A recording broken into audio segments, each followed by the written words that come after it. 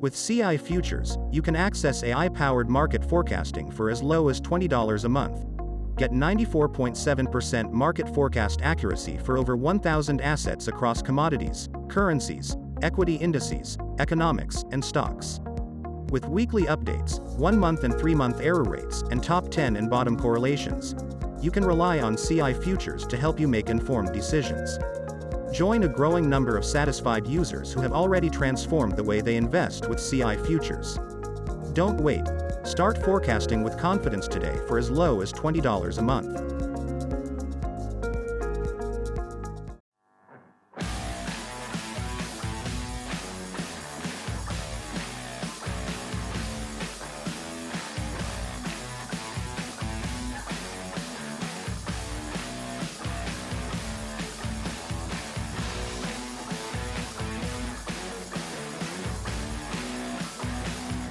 Hi, and welcome to The Week Ahead. I'm Tony Nash, and today we're joined by Tracy Shuchart, Baiynd, and Amelia Bourdeau. This week we've got a few key themes. The first is oil equities. We're going to talk to Tracy about what's ahead for oil equities. We're going to talk to Amelia about diamonds and gold, and we're going to talk to Anne-Marie about choppy markets. We've seen quite a lot about that this week. So guys, thanks so much for joining us. I really appreciate your time on a Friday. Tracy, let's start off with oil. You know, we've seen crude prices falling over the past month, and with it, we've seen share prices like Chevron, ExxonMobil. So, where do you think crude prices are going? And I guess more interestingly, how will they affect oil equities? Well, you know, I think right now what we're really seeing is we're kind of seeing the shift because people are expecting a rate pause into tech. And so we've seen a lot of volume going to tech, especially the mega cap in the tech sector. We've seen a lot of money come out of value stocks, and that obviously includes oil. So that's partially the problem.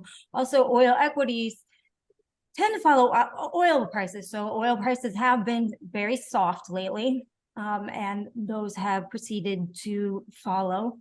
The thing is that the fundamentals remain really, really strong in this market, right? And so it's more of a thing of there's just not a lot of participation in this market. And we've seen that, over the last 6 months or so. So this isn't something new necessarily. I think it's going to take a lot for people to really get into this market. We've seen more Russian barrels on the market. They never came off. They said they were going to cut 500,000 barrels. We haven't really seen that translated into exports. Exports still remain high. And then we also, China is still lagging a little bit as far as their recovery is concerned, even though they did just buy, 15 million barrels a day of oil, which is an all-time high for them. But the markets really seem to be more worried about the recovery in other sectors, particularly like housing and building and things of that nature, and of course recession fears. But we see things like travel doing really well, right? So, So how bad do they think housing is going to get? As far as China's concerned, or as far as the U.S. China or U.S. Well, I think the property sector's imploded, right? And so I don't know, there's just not really a lot of interest there. In fact, there was an article that just came out this morning on how I think it was a Bloomberg article on how foreign investors are just really skittish to get back into the China market after the housing implosion, and because of the whole COVID issue for the last. And the fact that foreign executives are now monitored and travel restricted and all that stuff, I mean, that's a huge risk. Yeah, absolutely. And so, I think that is part of it as well. So you just posted a piece this morning, I think, about exports from the U.S. I think 6.5 million barrels a day or something like that.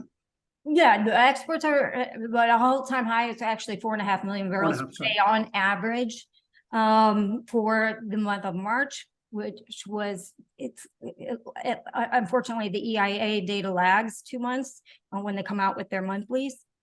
But, those are all-time highs. So, that's excellent news for the US. I expect that to continue. There's, no reason why it shouldn't.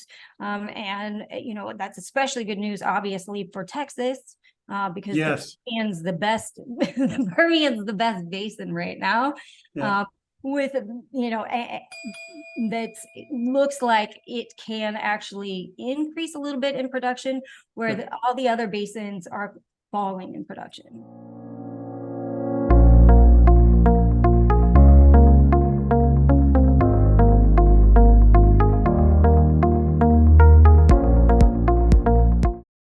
Okay. And then what about OPEC? What are your expectations for OPEC? Do you think they're going to hold? Do you think they're going to cut supply even more? What's your outlook there?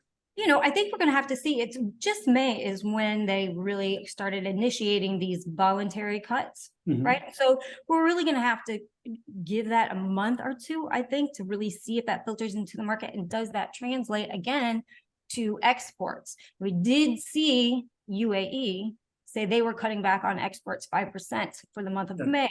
So far, so good. I know there's a lot of talk that, well, it looks like Russia, isn't keeping to their 500K. We don't really know because they stopped reporting numbers. All we can do is trace it by exports, and those haven't come down. And so there was talk, chatter that OPEC might, just forget it and turn on the taps and whatever. But I am of the opinion that's definitely not going to happen, because if you look at all these countries, particularly Saudi Arabia, they have a lot of big plans. Like they have NEOM, and they're trying to expand and make it a tourist hub. Bin Salman has just a lot of plans, and so they need the money. And so I don't think that they're knowing that. I don't think they'll flood the market knowing that the demand's not there. Right. In other words, and risk crushing oil prices, because they're not going to be able to sell more if the demand's not there. Right. So how does that translate to oil companies and oil stocks? Well, what's really interesting is I had a Spaces this week, and I was talking to Jeremy McCrae, who is the institutional energy advisor for Raymond James, which is a big institutional banking and investing conglomerate. But what he said, what he's seeing with his institutional buyers, is that he's seeing institutional buyers with large amounts of AUM start to really get interested in the industry again. And these are players that tend to hold for a very long time, right? Whereas the hedge funds, the hedgies, and the CTAs aren't holding for that long. They have a high turnover yearly of their stocks. And so we've seen a lot of volatility, even though it's been, upwards, right, since 2020. Definitely stocks are well off their low equities, but it's been a very bumpy ride. We've had 30% drawdowns a lot, right? And so as far as investors are concerned, that's a really promising outlook. Okay. Looking for perhaps more stable prices and not so much turnover in these stocks. Okay, great. Do you guys have any questions, Emery or Amelia? I have a couple of them, Tracy. In terms of these institutional investors, which I was going to talk to you about because that Spaces was just incredible. Do you think that their decision to move into that sector again is a combination of them just being beaten down, or the ESG noise just getting a little bit more quiet, as we see a lot of people saying, well, I just don't know about these ESG things if we're going to be able to do what we need to do? What do you think the reason is that they're focusing there? I think we've seen a big turn when we saw Vanguard in January come out of the ESG banking sector group. I forgot what it's called off the top of my head, but that was a big turn of events. And then you're seeing a softer stance from even people like BlackRock, right? And that were very adamant against it. And then you have Jamie Dimon, who is very pro oil and gas. And so I think what people are starting to realize, or at least these big banks, these, big institutional banks, are starting to realize that we're still going to need oil and gas for a very long time, and that it's proven to be highly profitable, where, some of these renewables are very subsidized, right? So, and those stocks, if you look at solar and wind stocks, they haven't been performing that well at all. And so there's an opportunity in the energy sector. It's not going away soon. And I think that you'll have, individual investors, start to hop on that train once they see these bigger banks kind of coming around to the sector more. Thank you. I wanted to ask about, this was kind of a lot of talk in the macro world, when OPEC or Russia, when they make these production cuts, and then is it usual that they don't always obey them? Or there was like this real debate in the macro community. Yeah. Well, it used to be that they didn't, right? Absolutely didn't. And that was part of the big debacle in 2020. What happened is there was a falling out between Russia and Saudi Arabia, and they turned on the taps. Russia turned on the taps, Saudi Arabia turned on the taps, and then COVID hit. So, and then we got negative oil prices as a result. But I think since that kind of disaster, we've seen a complete turnaround in the cohesiveness of this group. And so, people, I think, think that it's the old OPEC plus, when it's really not anymore. And they're really, have said how dedicated they are to this group and to keeping production levels at, what they say they're going to be. Right. Okay. And as part of that, Tracy, obviously it's internal group dynamics, but as part of that also, say, Europe and say the US kind of pushing back against one of their members very aggressively in Russia, has that driven those members closer together? Well, I think in some respects, yes.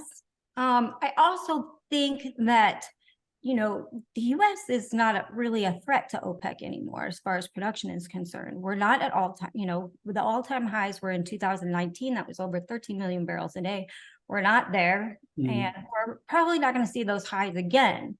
And, you're not seeing oil companies when it, they're not gung-ho crazy, let's just, fly by the seat of our pants, we're going to just drill, baby, drill, right? They're more focused on keeping shareholders and share buybacks and paying down debt and paying dividends. And so that mentality is kind of gone, and almost an impossibility, just because of, a lot of the tier one wells are gone, right? And they're just not drilling for them anymore. And so I think that OPEC feels a little bit more in control now as well. Okay, so you said drill, baby, drill. So I'm going to ask about this. Trump had a town hall on CNN this week, and one of his answers around inflation was drill, baby, drill. So how realistic or how feasible would that be as a policy if we had, maybe not Trump, maybe Trump, somebody else who said, yep, we're going to clear all of the, say, regulatory and other issues. We're going to encourage American drillers to drill. How feasible is it to get back up above, say, 10 million barrels a day in the US? Well, I don't think you're going to see, I mean, we're above 10 million barrels a day right now. We're at 12.3. Sorry, yeah.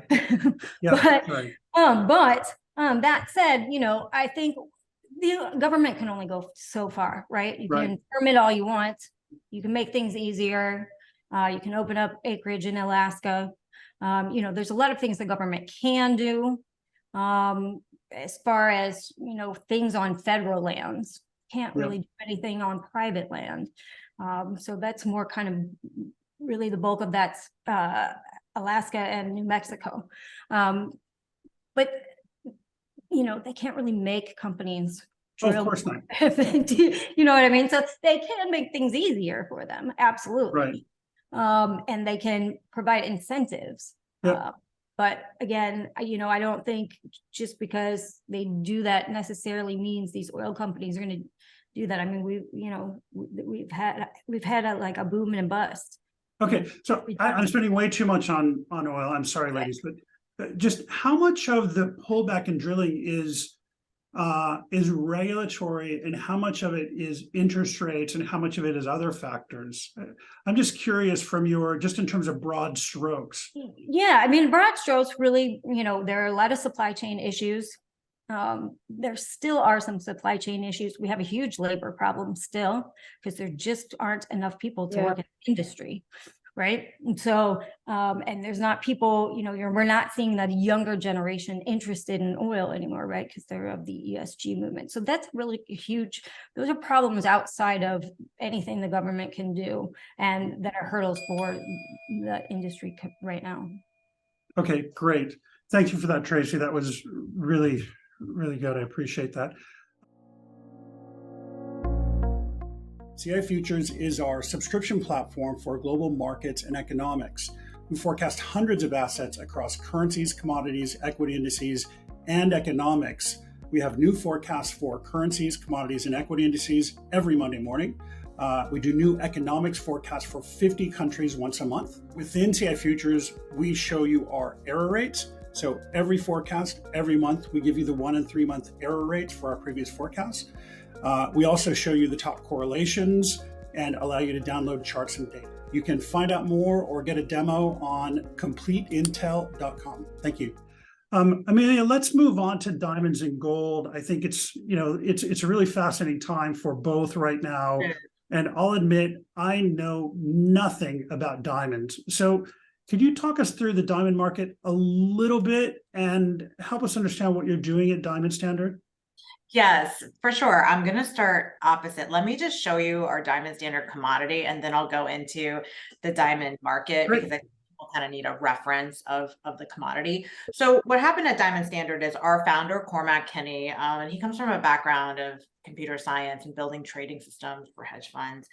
So he's from the finance world. And he made a diamond commodity. And how he did that is he figured out about 94% of all investment grade diamonds, gem quality, above ground. And, diamonds are obviously different from one another in terms of color, cut, clarity, and carat and the size of it. So he found a way to group diamonds into these commodities that are geologically equivalent to each other. So let me show you, they're kind of held in resin. And I don't know if anyone can see this, but here it is. Here's a diamond commodity. This one is worth, the bar is worth about $51,000 today. And this is a coin, and that's $5,100 today. So a coin to another coin is fungible, meaning it's geologically equivalent. So they're not the same as each other, but they're, as I said, the geological equivalents. And so that's what makes them good for delivery for the CME for COMEX. So they've already been rated as good for delivery.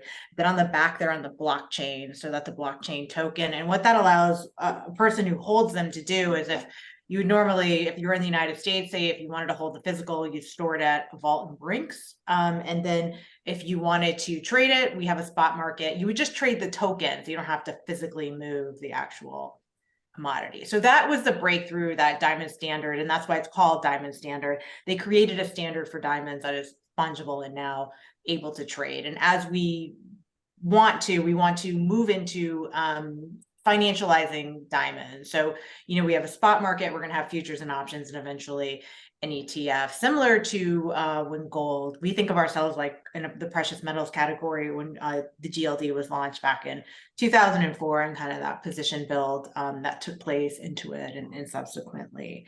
But let me just kind of talk to you quick about the diamond market, because it's really a fascinating market. I mean, diamonds are a $1.2 trillion natural resource. And they're underallocated financially compared in investment world compared to other precious metals. So investors hold about 2% of diamonds, and they hold anywhere from 15 to like over 30% in the case of gold of other precious metals. So this is definitely, a commodity that hasn't been financialized yet. And we get this question a lot because there's, the rise of lab-grown diamonds. So I wanted to kind of address that in two ways. Natural diamonds are rare. So they're from a supply standpoint. So most mining analysts believe that diamond production peaked back in 2005 at 177 million carats. So by comparison, last year in 2022, 115 million carats were mined. So that's 35% lower. And that's expected to hold steady for a couple of years and then dip again around 2025, 2026, because these major mines that have been operating, some for 70, 50, 40 years are running out, they're coming offline. And so there is a real supply constraint. There hasn't been a new mine, a large find, one that could operate for say over 20 years. There hasn't been a mine in decades that's been found. Petra Diamonds, which is a major diamond mining company, has said that when they explore, less than 1% of things that they find are viable. So there isn't a lot of hope, I guess, on the horizon that some big geological discovery is going to be made in terms of supply.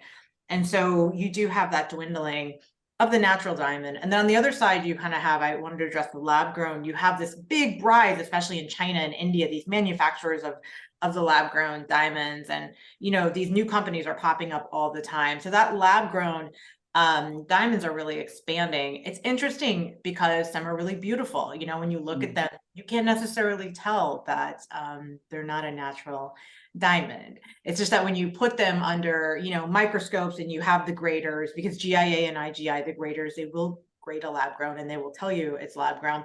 It's pretty much immediately apparent because, natural diamonds are formed over thousands of years, and lab growns are made very quickly. So their molecular structure, when you look at that, is quite different.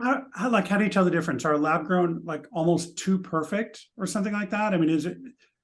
Again, I'm not a diamond expert. I don't know anything about it, but I'm just curious, when they look at it under a microscope, what are the tells? Do you know?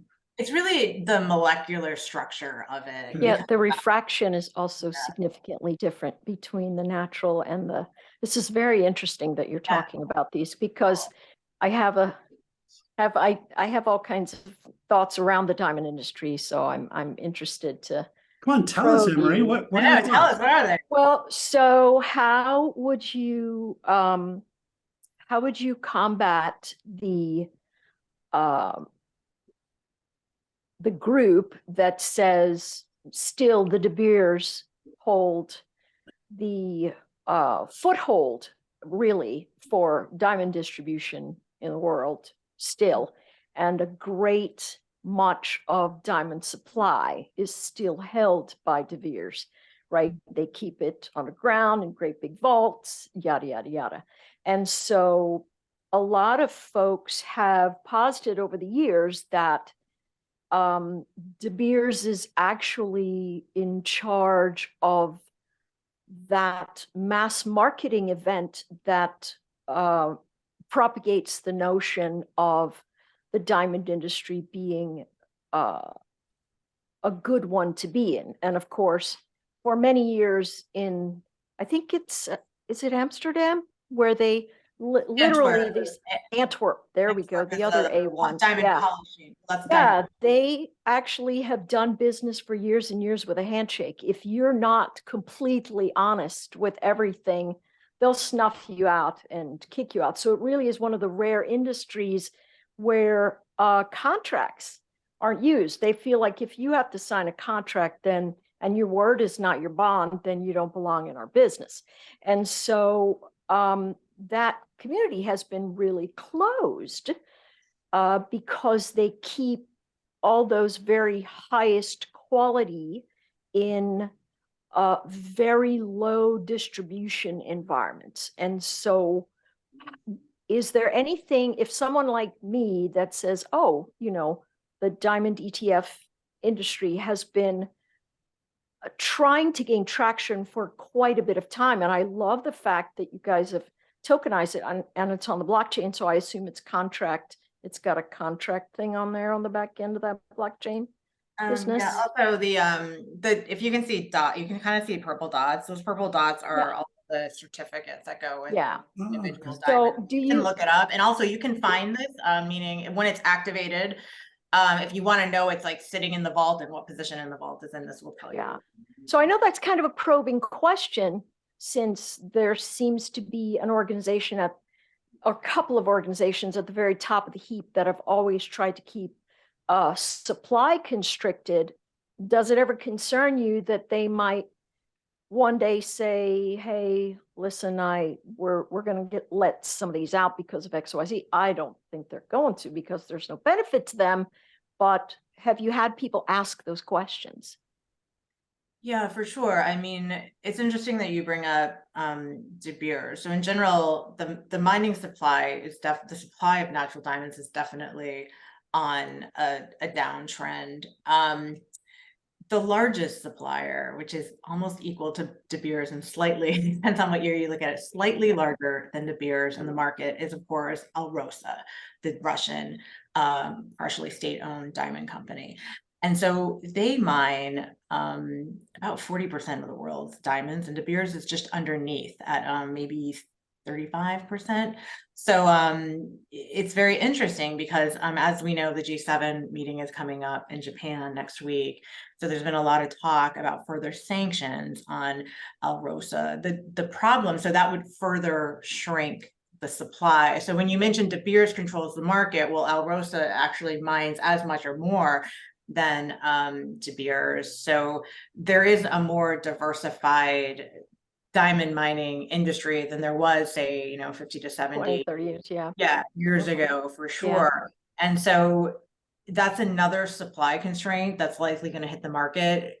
There've been various sanctions, but Russian diamonds in theory can get through because of the substantial transformation language in imports, basically. So if they were mined in Russia somehow, rough mining, then the rough diamonds are sold to one of the polishing centers, Antwerp. India is a huge polishing. Most of you mentioned Antwerp, but most of the diamonds are polished out of India now. And so that would, a substantial transformation can take place. It's really difficult to trace the provenance of a stone, meaning rough, where the mine is mined and the country it's mined in. That's just been a problem for ages with the diamond mining industry. Maybe now with technology and blockchain, they can solve it, but there'll probably be some sort of announcement in a week to 10 days time from the G7 about further sanctions somehow on these Russian diamonds. They've definitely been talking to the diamond dealers, but it's a problem where it's just very difficult to solve how they would implement the sanction. There are some major jewelry companies that have self-sanctioned, meaning they have told their suppliers, which are the middlemen, the middle people, the polishers and cutters, that they've made them sign legal agreements that they won't take Russian diamonds, that they must be separated. So when that's kind of a little bit more of addressing as well your concern, or the point you brought up, which is a good one, about things being done on a handshake. I don't really think that that's the case anymore. I mean, there's been such, Tracy kind of mentioned it as well, with, I think, the younger generation and more concerned about ESG or things like that. They've really demanded, where this diamond comes from, making sure it's not a conflict diamond, which is Kimberley process is for. The Kimberley process works with the UN. South Africa go out, and they've been doing that since 2003. But I think that there's more legal agreements in place that say Russia and an Indian supplier those diamonds need to be separated, and there'll be more diamonds going to Western states, which will be supply constrained, and those Russian diamonds most likely will go to like China and the Middle East. So it's interesting. I think that the diamond industry in one way is very traditional, and in another way it's really evolved, I think, because the consumers have demanded that it evolve. And especially now with the advent, too, of lab-grown diamonds, and, they need to be graded and separated as well. And that's obviously very important. And IGI and GIA work to do that. Huge. Diamond graders. And I just wanted to get back to the point originally about, because we get asked this question so much about, are lab-grown diamonds a threat? I think, we think, especially if we're continuing to buy natural diamonds into, physically backed ETFs, and for financial purposes, those will be natural diamonds. And we have a diamond exchange actually that we made, that one of the first electronic diamond exchanges for price transparency. We have 185 manufacturers on it. Those are the cutters and polishers who sell diamonds to us. So all that pricing is transparent. And, you know, just like anything else, we bid low and we bid until somebody accepts it. We buy about 10,000 diamonds a week to separate into groups for our commodity. But eventually the diamond industry will need the lab grown diamonds, right? Because what are Zales, what are Jared going to do when the natural diamonds become so, you know, exclusive or obsolete that it's really Cartier using them only, or Graf that can use them. And then the, kind of the mall jewelry stores will all convert most likely to lab grown diamonds so that they continue to have jewelry. So that's kind of how, you know, we see it progressing. That's interesting. I didn't think about the mall jewelers or whatever converting to lab grown diamonds, but that or tiny ones like in watches when you just have like diamond, you know, tiny accent stones as opposed to a major. Fantastic. Now this is really great. Like I said, I know nothing about diamonds aside from Lil Uzi's diamond in his forehead. So, you know, it's a little mysterious. I just wanted to make a point too. It's kind of interesting because obviously right now diamonds haven't been financialized. We're in the process of doing that. So the majority, like over 90% of above ground diamonds are used for gemstones. So that's personal, you know, consumption spending. And obviously, you know, there's varying degrees of people calling for a recession in the US. So that will slow because the US is the diamond's largest market, where over 50% of the world's consumer diamonds come to the United States. The second largest market is in China. But we just had Q1 results for luxury goods houses LVMH and Richemont. Cartier and Van Cleef, and LVMH, who owns Tiffany's and Bulgari's, and they had extraordinary strong sales in Q1, and it was driven, of course, by the reopening in China from the pandemic restrictions. But that reopening in China, you know, we can't expect the big lift from reopening all year, but that kind of acts as a tailwind. So when it's interesting when people talk about slowdown in consumer spending, at least for diamonds, it's very high end, has just no stop in it right now. Yeah. Okay, great. So let's move on to gold, because I know it's super polarizing, and with worries about the dollar and the banking crisis and all that stuff, it's really pushed up the price of gold over the past month. So I'm going to make some enemies here, but our complete intelligence forecast is going to say that gold will likely fall 5 to 6% off highs over the next month or so. We also saw Palantir, who has nothing to do with gold, take $50 million of gold off of their balance sheet this month. So is that an indicator of things to come? Are people trying to kind of dump some of their gold at these high prices because they're seeing some de-risking around, say, the dollar, which we've seen rise over the past couple of days? Yeah, I mean, I definitely think people are taking profit on gold, you know, when it got to the high, like 2050, whatever, last week. And then, you know, it's still above that psychologically important level of 2000. I think like it's just been chopping around with, I think mostly the regional banking headlines, like how that's going. And I had a chart of the regional banking index versus gold, and they've been following each other pretty closely, you know, since the turmoil back in early March. But I think what we have to consider here is just, you know, the World Gold Council is obviously all over this. Is the central bank buying? So there's been a strong buy by the central banks of China, Monetary Authority, Singapore, and Turkey all through Q1. They've led that central bank buying, and I think a lot of the answer to the question you asked depends on, will these central banks continue to buy throughout the year, because that's definitely providing like a base. So when a central bank buys gold, to me, I could be wrong, so tell me if I'm wrong. To me, that doesn't necessarily say they have a huge amount of faith in their underlying fiat currency. That tells me they're buying gold to imply strength into their fiat currency. Am I wrong there? Yeah, I mean, the World Gold Council has done a lot of research and reports on this. They are claiming it's for diversification purposes, and that these countries are worried, you know, about inflation for their fiat currency. Right. So they're kind of arming themselves against inflation. They're arming themselves against, you know, a possible dip in the value of their other reserves. Right.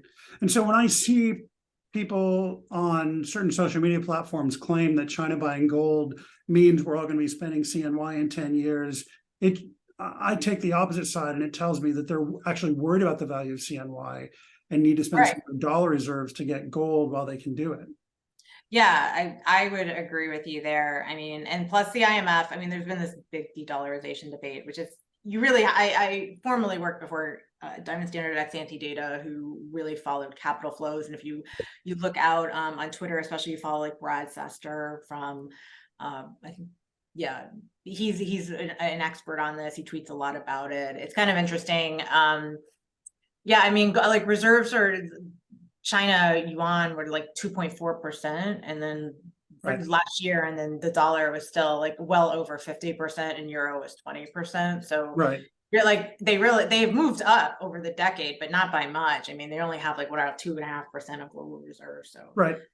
And when we see people like Argentina saying they're going to pay for all their imports in CNY, and again, what that tells me is they're out of dollars, so they need they're out of some. dollars. Yeah, Brad made that point as well on Twitter. He had some figures behind it, but yeah, they're out of dollars. Yeah, they need some other fun ticket to pay for their imports, right? That's basically what it is. It could be anything, but CNY is it's got the most behind it right now in terms of enthusiasm, I guess, right? Right, So, right. and they import a lot from China. Yes, exactly. I mean, and what would you rather have on your balance sheet, like Indian rupees or China yuan? You know, because you can buy manufactured goods from China with the currency at least. Russia and India in the diamond industry, we're trying to figure out a payment system for diamonds between them, but the talks, they announced like a couple of weeks ago, the talks just fell flat because I think Russia didn't want all these Indian rupees like on their balance sheet, basically. Right, exactly. Couldn't And figure it all out. of that is just telegraphing people's confidence in the central bank, right? And I've said Right. this several times. I don't know of many people who've researched the credibility of the PBOC in China, but I would encourage everybody to research the PBOC. How do they make their policy decisions? How do they decide on the levels of their interest rates? These sorts of things. If you can find the research, you'll be really shocked at what you find. So again, I'd encourage everybody to do that. So Amelia, thank you for that. I really appreciate that.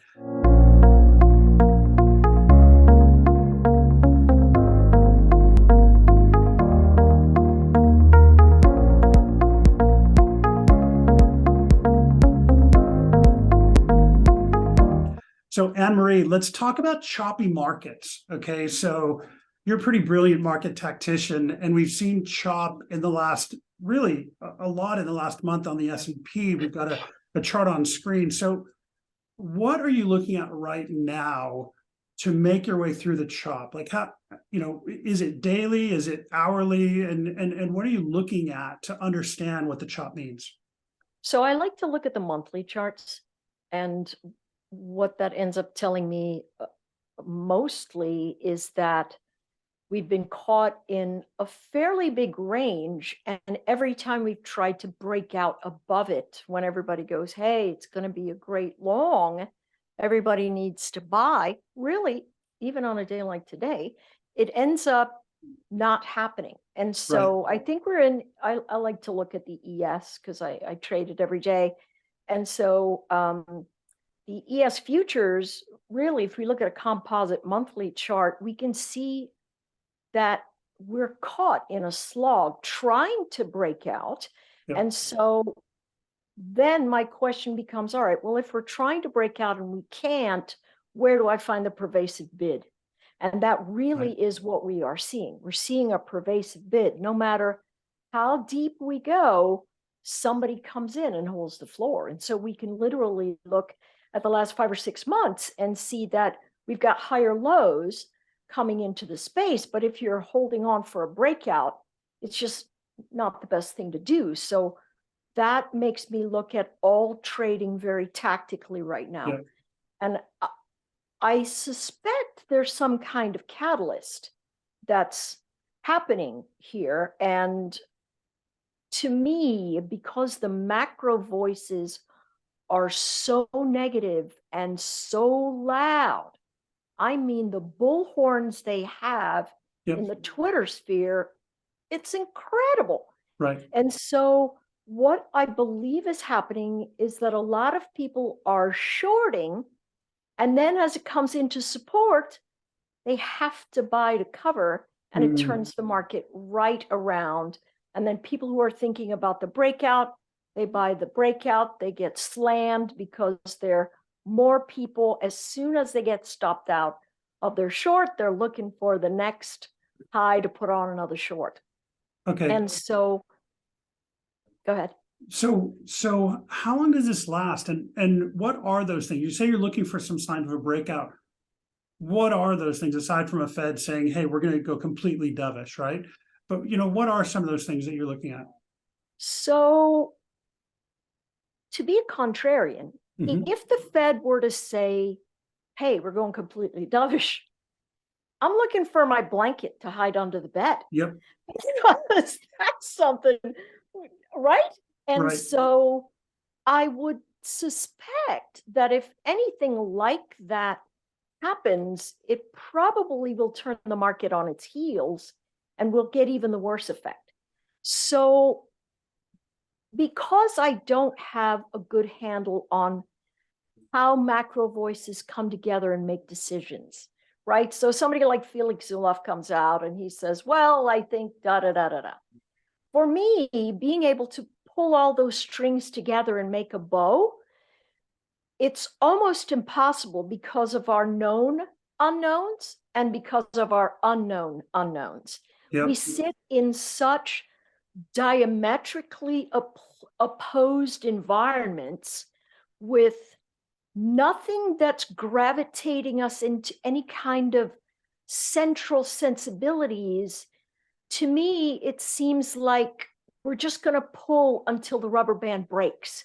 And that, whatever that rubber band is, maybe it's war, maybe it's, like Dr. Pippa was talking about, these, Chinese and Russian guys are blowing their satellites up and creating these huge debris fields so that our ability to have satellite information is really could be compacted because they just want to stop flow, right? Just before the Ukraine war, they went down and tried to cut those internet cables that were everything.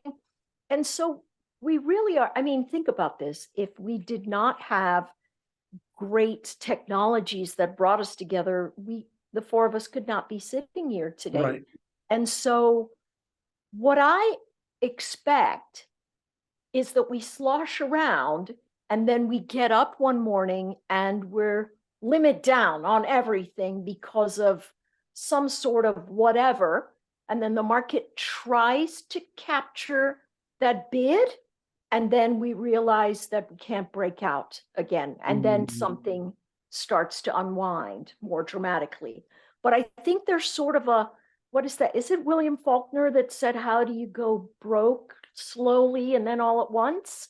Oh, that was the guy who ran with the Bulls. Yeah. But anyways, that my thought is what we have to see is some dramatic systemic jolt that makes things fade sharply. And then people go in, oh, here's my opportunity to buy. And they buy and we can't recapture those levels. And that gives us the unwind. And now, because I have this amazing faith in the human spirit, there's also the thought that, hey, listen, we'll just adapt, divide, and conquer in a brand new space. And so we're going to see that fourth turning, as it were. Sure. Right? Where we have a lot of things break and then ashes come out and there's a new phoenix on the horizon. And so, to punt, I'm going to say, I have no idea. But what I do know is, as it sits, I must trade tactically. I must have my eyes completely focused on risk. And within that environment, although it puts me in a space where there are a lot of places I could make a ton of money, but I don't because I'm not leveraged as strongly as I could be, I'm still seeing a lot of people looking at the fire doors going, okay, do I have a clear exit just in case anything happens? So I'm not decimated for the next time. It's a great buying opportunity. Yeah, so it tells me you say you have no idea, but you're kind of expecting for us to wake up one day to a big negative surprise and everything limit down. Is that kind of? I would say that the way things reset is usually by a floor giving way. I don't think things reset with a continual drive to the north because then there's no real desire to reset. Why should I reset if things are completely continuing upward? And so that's where I think we are right now. I think that even though there are all these people that are short, and all the volumes within the market continue to diminish because money is going to places that it's being treated better, and so with less risk. And so that grind up on that thinning volume is just a classic, it's a classic pattern of that rising wedge under diminished volume.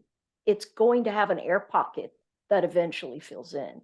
Interesting. Okay, so we keep seeing, say, super core rise gradually. We keep seeing wages go up, and that that continues to pressure the Fed. We saw a unanimous vote in the Fed this month, right? And so that, I think I hear a lot of people who want to be more dovish, but it's really hard. It'd be really hard for the pivot or the Fed to go from a unanimous rise towards some sort of pivot.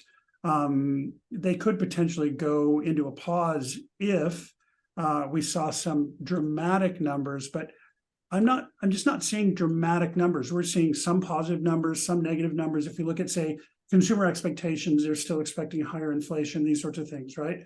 But do you have any idea of what that dramatic number could be for us to all wake up and go, oh my gosh, this is bad? I don't think it's going to come from the central banks per se. We could have a sovereign crisis that makes something go bananas. Yeah, oh yeah, yep.